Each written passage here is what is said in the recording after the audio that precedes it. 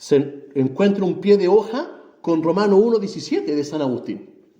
Y dice, y Lutero va a relatar después que la justicia que habla Romanos 1 no es la justicia implacable del carácter de Dios, sino que es una justicia, y es lo que vamos a ver hoy, es la justicia que Dios provee de manera en donde se imputa al individuo. Es una justicia que Dios provee para que el individuo pueda ser justificado. Y Lutero esto va a ser toda una revelación en su mente, en donde él va a relatar que dice que los cielos se abrieron y se disiparon todas las tinieblas, incertidumbres de su mente. Esto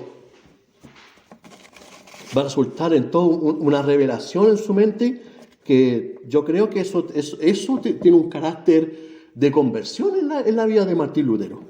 Otros también sitúan la conversión de Martín Lutero en la dieta de Worms, que como hablaba nuestro hermano Cristian el domingo pasado de la sola escritura, en donde se presenta delante de los príncipes y le piden retractarse en la dieta de Worms. El mundo de Hollywood nos van a relatar a un Lutero osado que se enfrenta entonces contra el imperio romano germánico y que avasalla contra la autoridad del Papa. Ese es el Lutero de Hollywood. El verdadero Lutero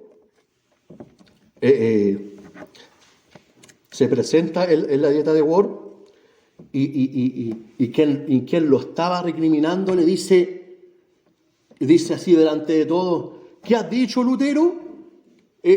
No te oímos. ¿Has dicho algo? ¿Piensas retractarte, Lutero? Porque a Lutero no se le escuchó lo que dijo.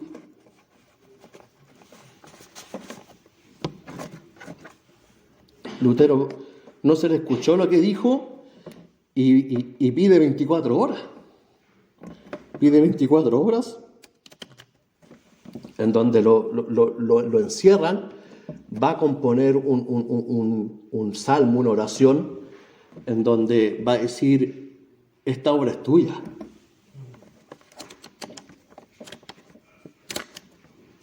Esta obra es tuya.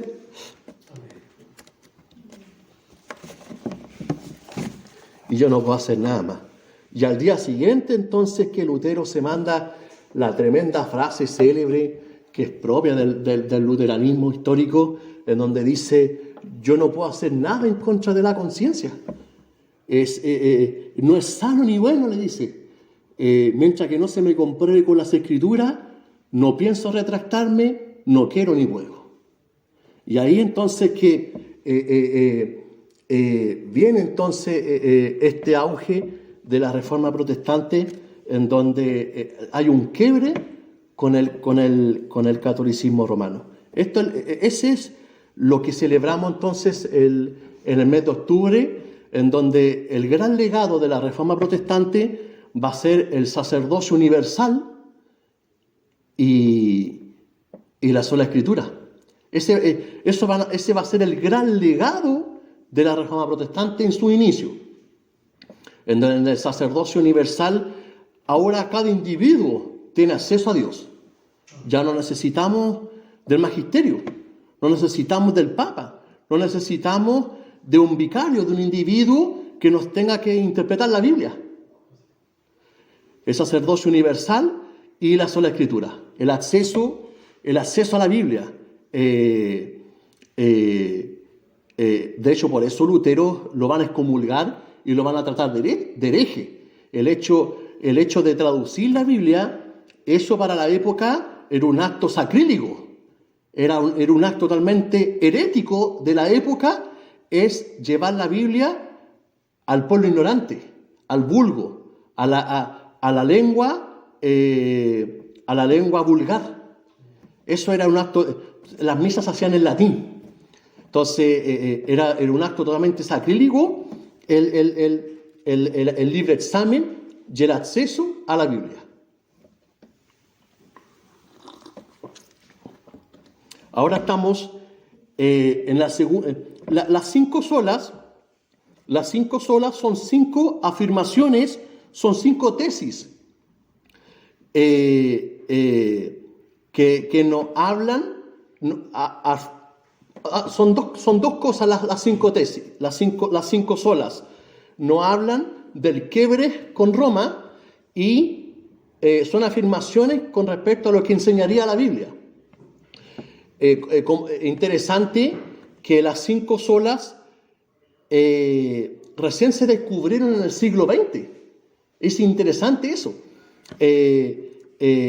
Los reformadores, Lutero fue el primero donde emplea la sola fide.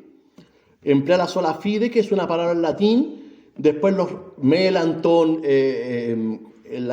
Calvino y toda la reforma que después se expandió por todo el resto de Europa. Las primeras 3 solas que comúnmente encontramos en las confesiones y en los textos y en las correspondencias de los reformadores eran sola fide, sola gratia y solo Christus, fue la última. Y sola escritura. Y al final, luego de entender las 4 primeras, la última va a ser añadida soli Deo gloria.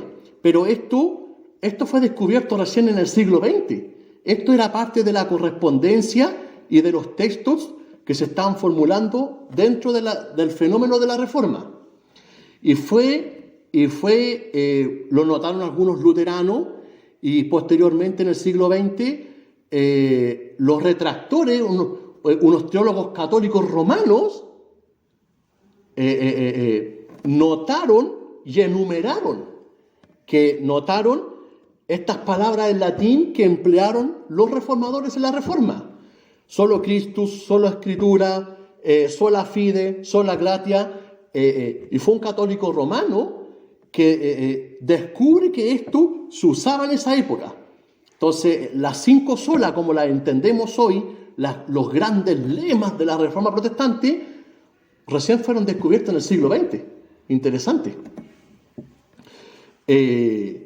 Entonces primero nace sola escritura, en donde y estas 5 solas afirman lo que enseñaría la Biblia, y esto también va en respuestas a las herejías de la época. Entonces sola escritura en contra del magisterio, sola fide en contra de la penitencia, solo Christus contra la sucesión apostólica, soli Deo gloria contra la pomposa de las estructuras de la Iglesia Católica. Entonces, los 5 lemas son anti-Roma, son totalmente anti-Roma.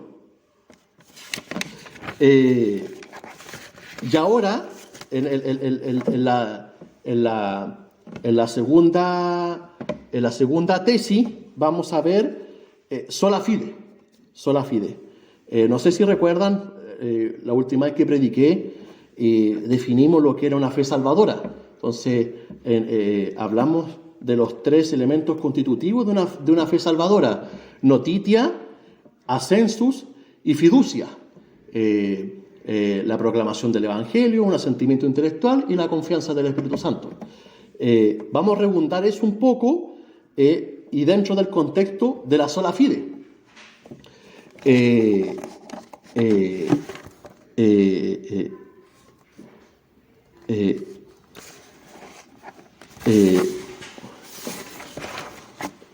Y también interesante que cuatro siglos después, en el Concilio Vaticano II, recién van a admitir el sacerdocio universal de Lutero. El sacerdocio universal, después de 4 siglos, recién ahora en el Vaticano II van a admitir el sacerdocio universal, y ahora recientemente que hemos encontrado algunos católicos romanos defendiendo la justificación por la fe sola.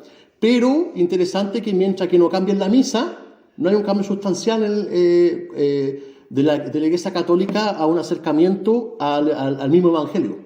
Mientras que no cambien la misa, no hay un cambio sustancial en el catolicismo romano, entonces que hay una ruptura total con Roma.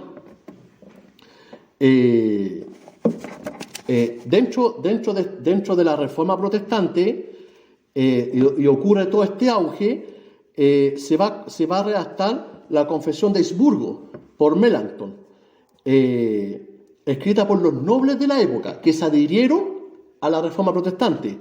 La Iglesia Católica, en la Contrarreforma, va a formular el Concilio de Trento.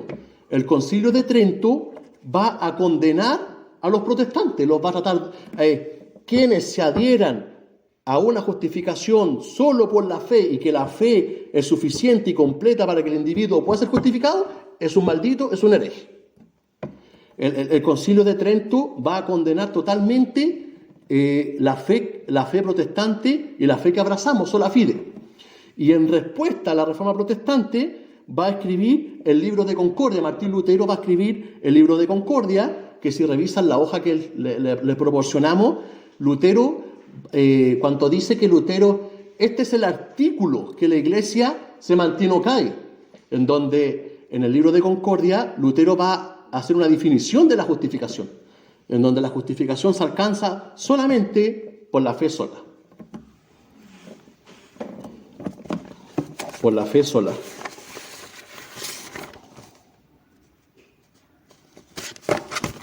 Y para los que se adhirieron a la Reforma Protestante, los que se adhirieron al luteranismo histórico en su inicio, vieron que la justificación por la fe sola es el corazón mismo del Evangelio, es el núcleo de la fe cristiana, la justificación por la fe sola. Permítanme leer un poco cómo era antes, antes de que ocurriera este cisma, cómo era alcanzada la justificación en el catolicismo romano. En el romanismo, el bautismo es la causa instrumental de la justificación, en el romanismo, donde la gracia es infundida en el sacramento del bautismo, y el vertir esta gracia en el alma del individuo es gracia salvadora, universal.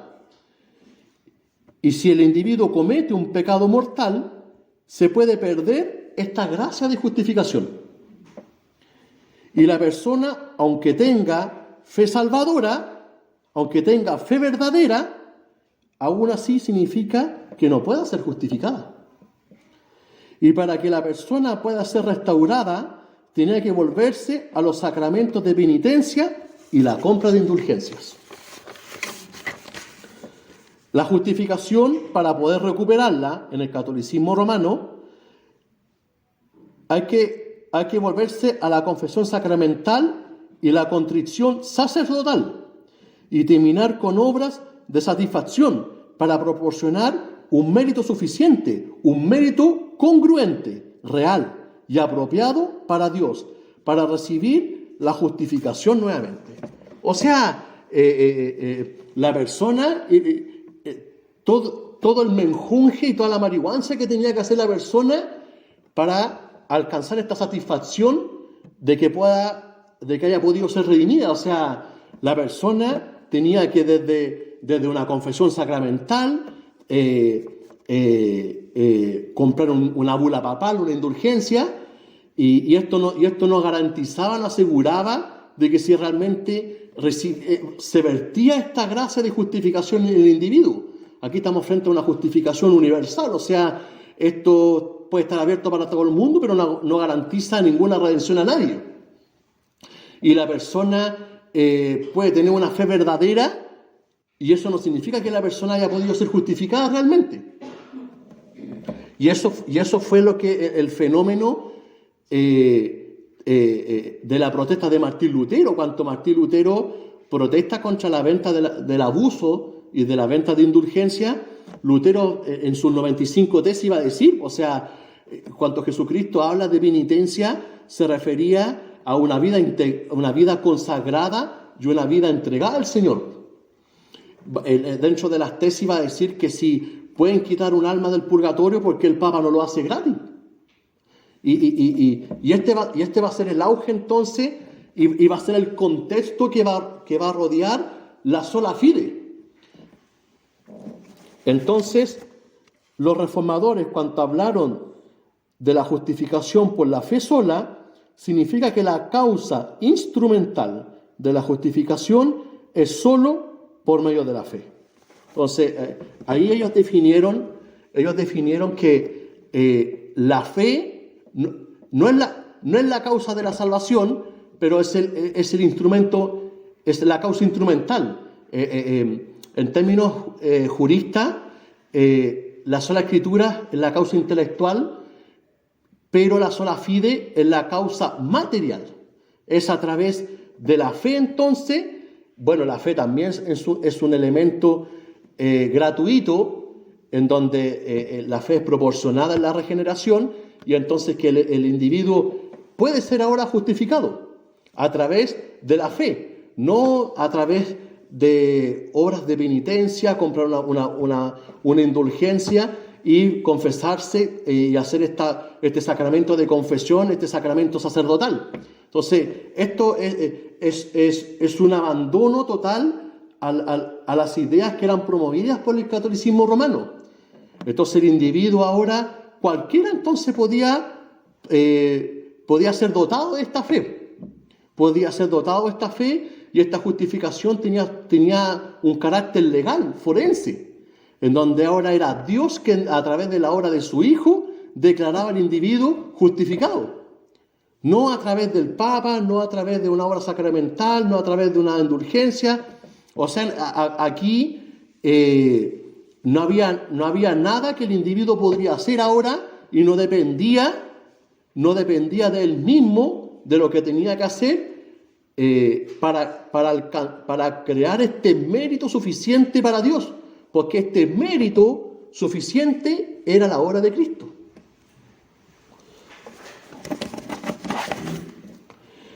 Y esta justicia obtenida es extraña en nosotros mismos, es ajena, esta viene de afuera. Si estamos unidos a Cristo por fe, si Cristo es justo, yo soy justo.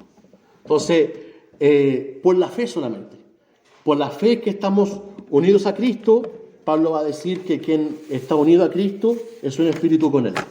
Y si estamos unidos a Cristo, ahora somos declarados justos. Hay que entender que la justicia de Cristo que se nos imputa, la justicia de Cristo tiene dos elementos, porque Jesús podía haber aparecido un viernes, muere, resucita un domingo y se va. ¿Por qué? Nació en la encarnación, toma una realidad corpórea, nace como bebé, se sujeta a la ley moral del hombre y vive como individuo. Porque la justicia de Cristo tiene dos elementos.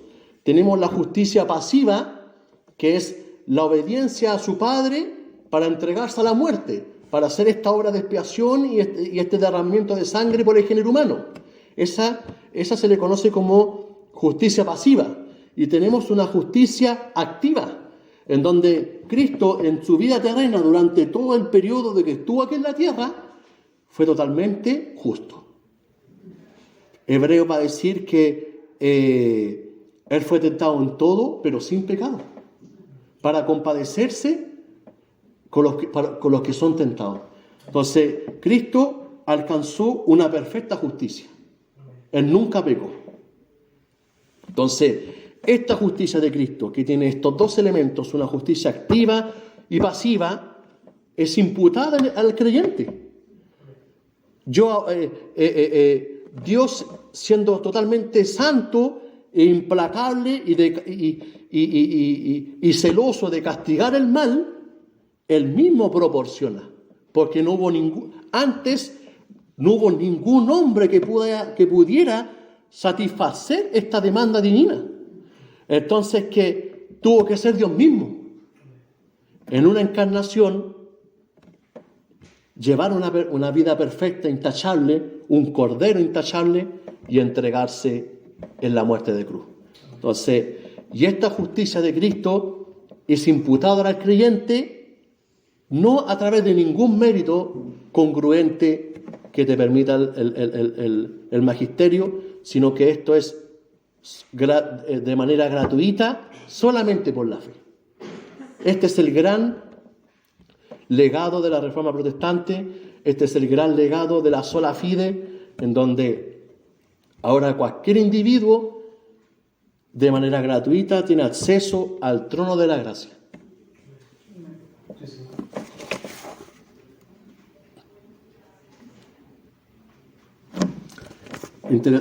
Les tengo esta pregunta.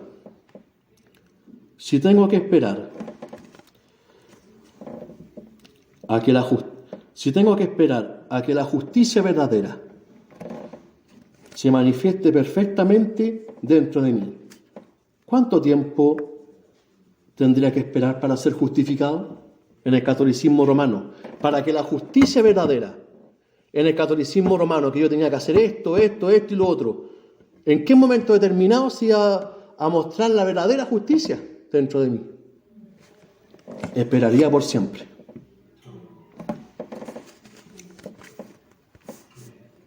Pero la buena noticia del Evangelio es que Dios justifica al individuo gratuitamente.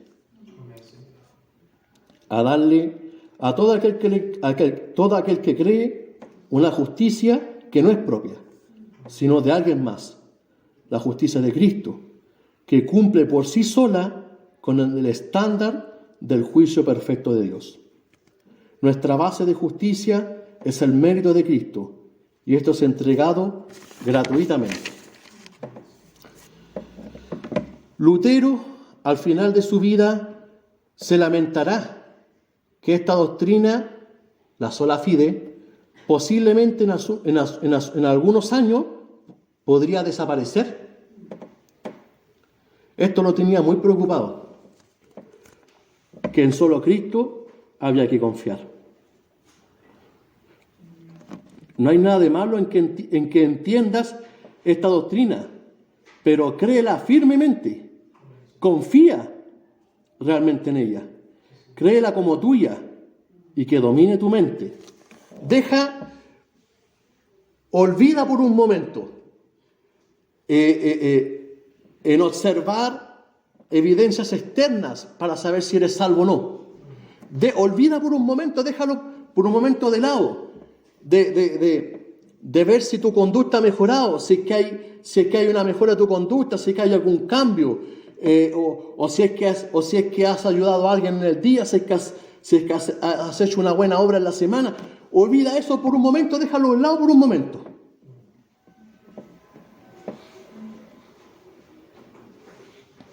Y detente solamente en esto.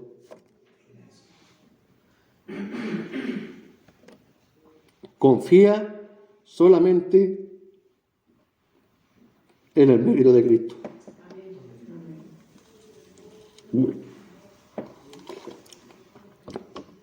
Créelo con todas tus fuerzas.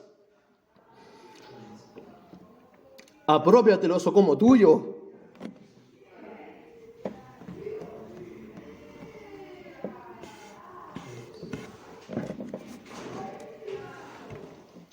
Si estás batallando con pecado, si estás mortificando la carne, si estás doblegando algún aspecto de tu voluntad, no te mires a ti mismo, mira a Cristo.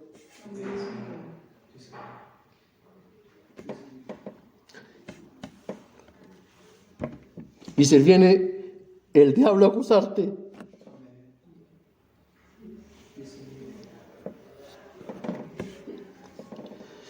y si viene el diablo a apuntarte con el dedo, que has fracasado, que has fallado, mira a Cristo solamente.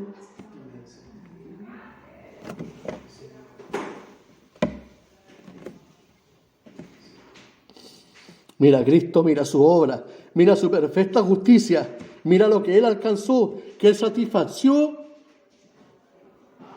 cualquier cosa que te pudieran inculpar, cualquier cosa que te pudieran acusar, que eres pecador, que no has hecho las cosas bien, que has fracasado, que has fallado, que no has llevado una vida consagrada al Señor. No importa, mira a Cristo solamente. Como dijo Martín Lutero, Yo sé que soy pecador. ¿Y qué? Pero yo sé que soy pecador, pero tengo un fiador, que es grande. Y donde Él esté, ahí yo estaré. Confía en Cristo solamente.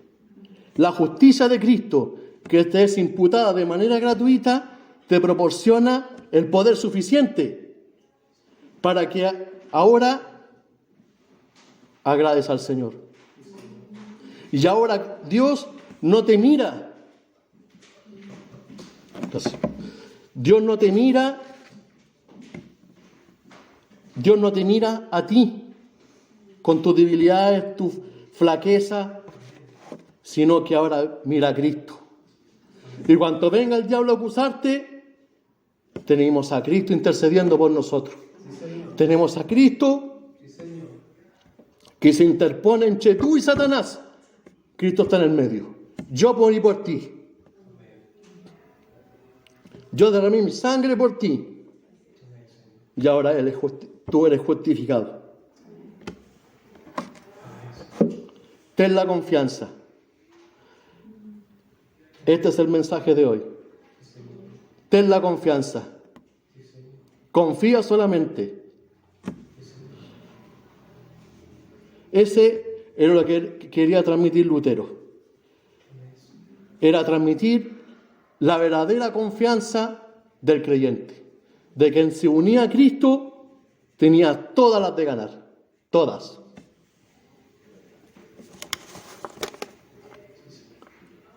Sobre la base de justicia de quién somos declarados justos. Ahí entramos a la siguiente sola, solo a través de Cristo. Solos Cristos. Amén. Esta es la palabra del Señor.